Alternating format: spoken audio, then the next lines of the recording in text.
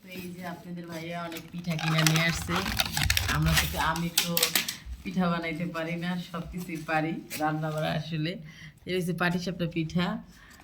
তো দুধের জিনিস যদিও আমি খাই না, ছেলেরা খাইবে। আর এই হয়েছে গিয়া এগুলা মানে কি যেন আমাদের দেশে এলো গিয়া নারকেল আর ই দিয়ে পাকন পিঠার মধ্যে বলে, তো আমরা এগুলো সিদ্ধ করি না, তেলে ভাজি। আর এগুলো হচ্ছে গিয়ে ওনারা বয়েল করছে আর কি, সিদ্ধ করে।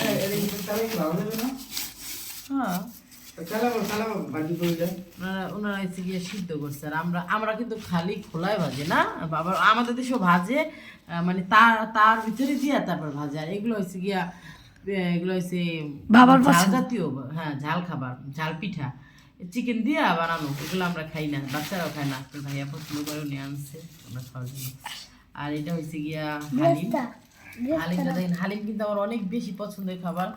যেহেতু আমার সমস্যাটা একটু গুরুতর সমস্যা, এই কারণে আমি ভয়ে খাই না হালিম কখনো। দাঁতকে খাবি,